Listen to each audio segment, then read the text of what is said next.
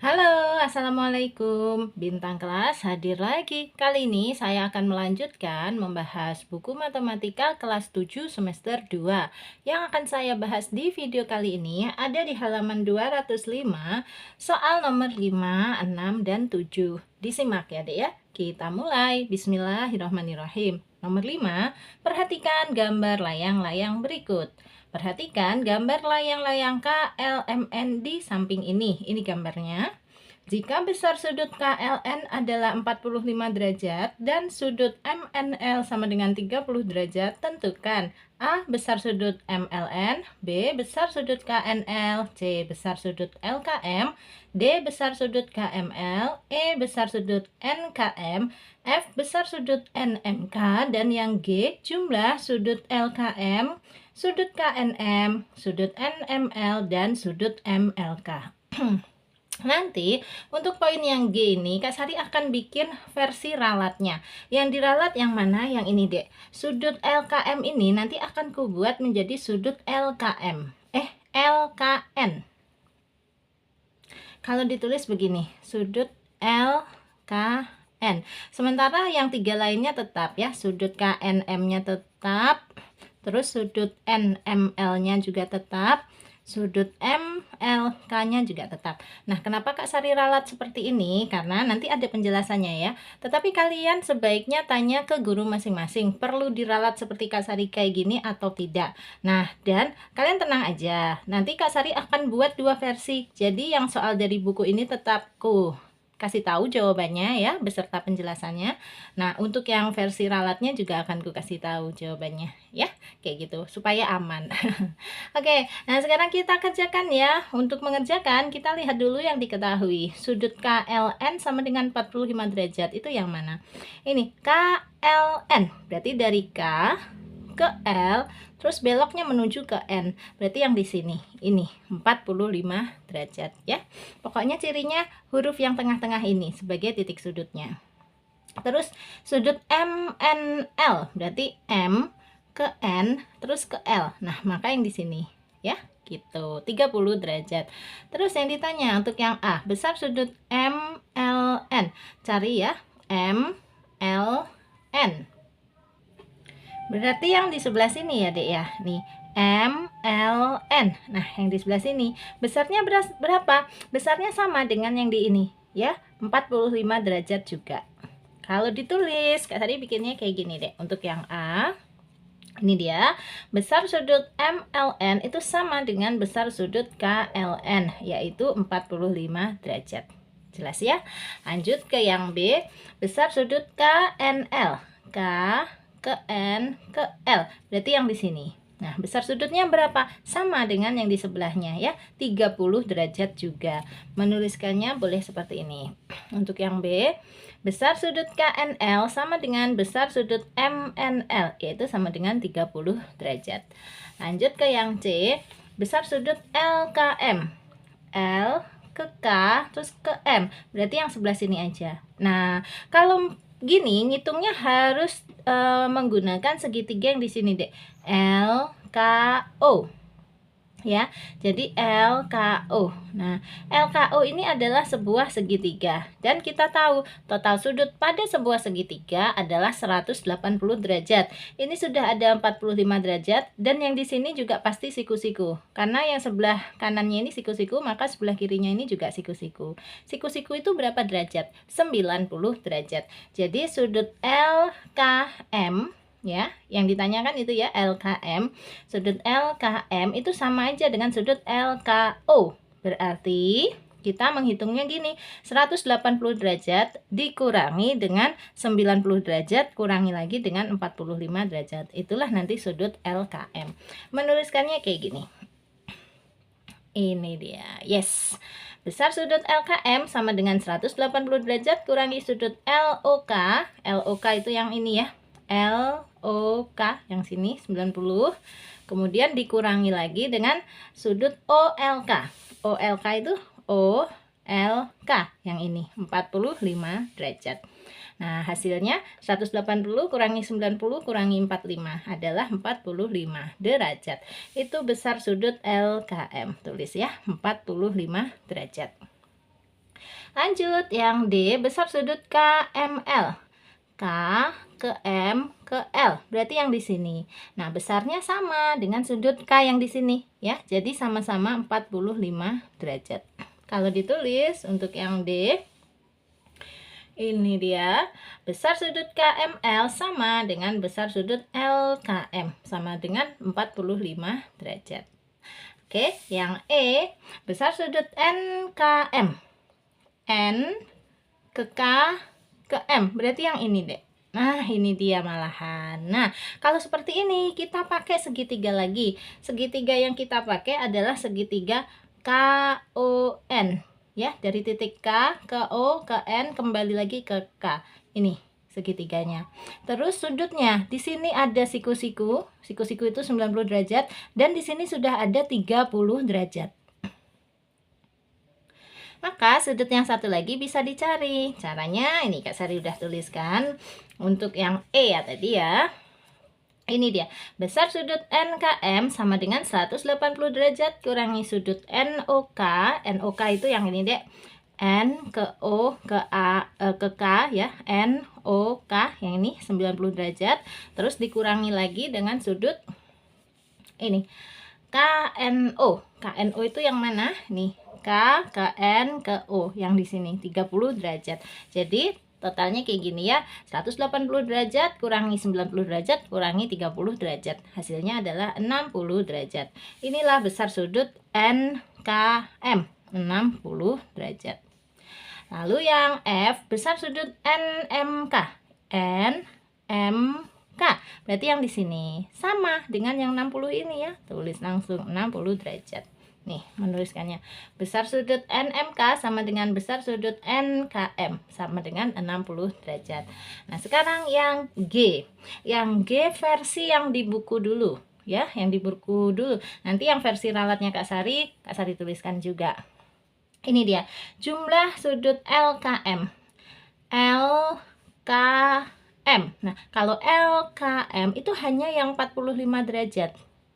Terus ditambahkan dengan sudut KNM. KNM. Kalau KNM itu berarti yang ini ya. Dua macam ini dijumlahkan. Nih, KNM. Berarti kan tengah-tengahnya ini ya. Nah, KNM itu 30 tambah 30, 60 derajat. Terus sudut NML. NML. Berarti yang ini dijumlahkan ya. 45 tambah 60 derajat, 105 derajat. Terus MLK.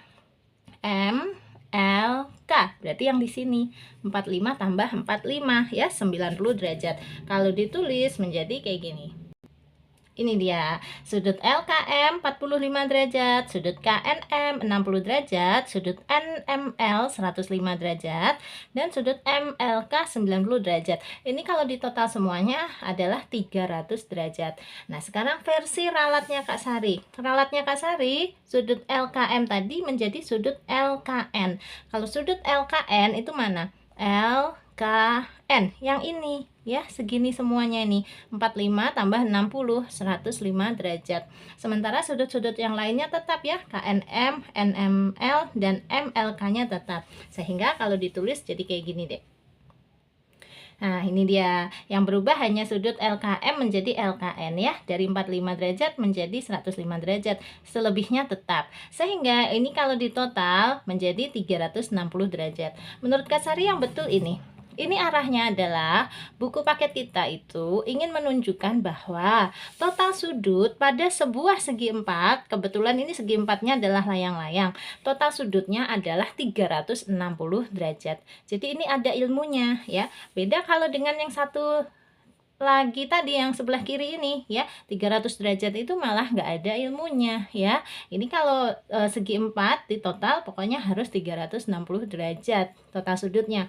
Kalau segitiga total sudutnya 180 derajat. Memang itu intinya ya deh ya. Tapi sekali lagi coba kalian tanyakan ke guru kelas masing-masing. Toh Kak Sari sudah buat dua versinya, jadi aman. Oke, sudah selesai nomor 5. Sekarang kita lanjut ke soal nomor 6. Nomor 6, diketahui jajar genjang ABCD dengan diagonal berpotongan saling tegak lurus. Apakah jajar genjang ABCD dapat juga dikatakan belah ketupat ABCD? Jelaskan jawabanmu. Ini dek, nanti jawabannya Kak Sari tidak ya. Jadi jajar genjang ABCD ini tidak dapat dikatakan sebagai belah ketupat ABCD. Alasannya apa? Yang pertama, kita harus ingat-ingat dulu ciri-ciri belah ketupat. Ini dek, ciri-ciri belah ketupat itu ada banyak ya. Di antaranya, 3 di antaranya. Yang pertama, 2 diagonalnya berpotongan tegak lurus. Nah, ini cocok dengan yang tadi ya. Diagonalnya berpotongan saling tegak lurus. Tetapi apakah ciri-ciri yang lain juga terpenuhi? Coba kita lihat. Yang ciri berikutnya untuk belah ketupat, keempat sisinya itu harus sama panjang.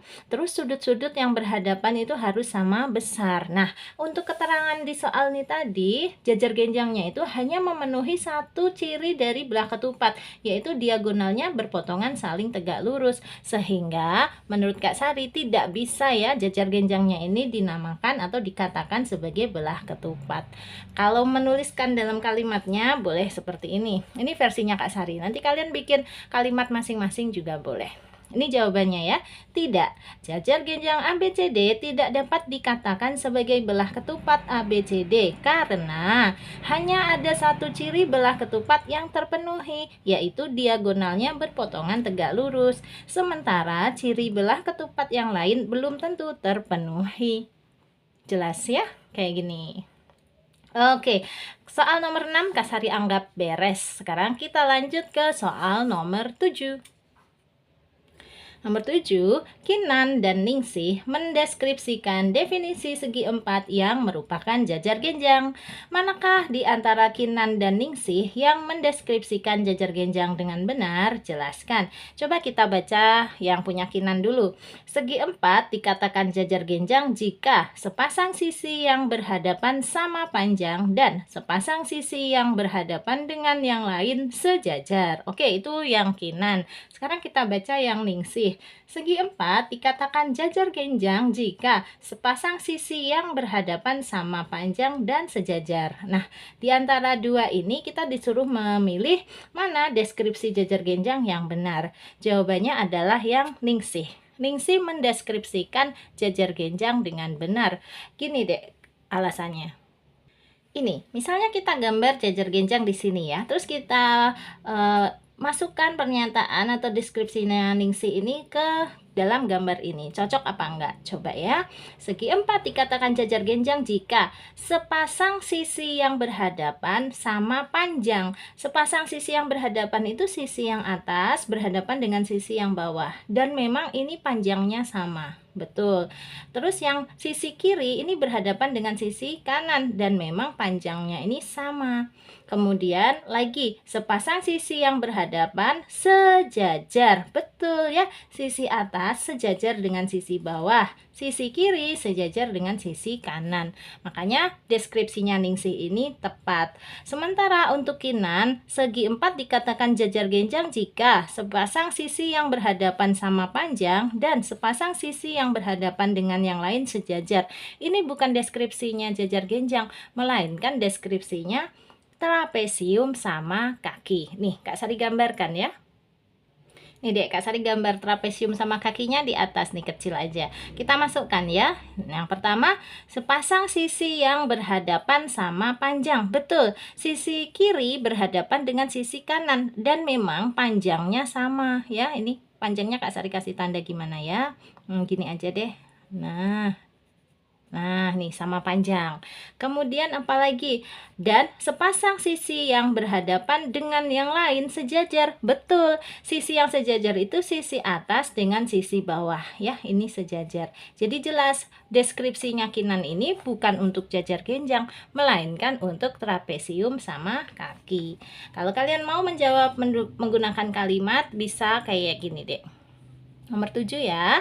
Ningsih mendeskripsikan jajar genjang dengan benar. Sementara deskripsi yang disampaikan Kinan bukanlah jajar genjang, melainkan trapesium sama kaki. Selesai. Kayak gitu. Lagi-lagi untuk kalimatnya kalian boleh lengkapi dengan kalimat kalian sendiri ya, versi kalian sendiri. Samaan dengan Kak Sari juga boleh. Nanti kalau guru mengarahkan jawaban yang lain, menjawabnya ini ya kalimatnya, sebaiknya kalian ikutin guru kelas masing-masing. Karena nanti kalau ujian yang nilai oleh guru itu biasanya yang sesuai dengan keterangan beliau. Kayak gitu ya.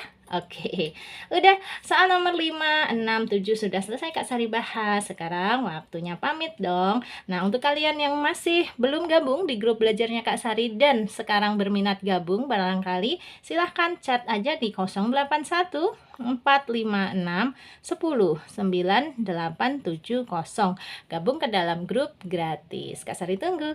Terima kasih banyak. Yang belum subscribe, subscribe ya. Sampai ketemu lagi. Assalamualaikum warahmatullahi wabarakatuh.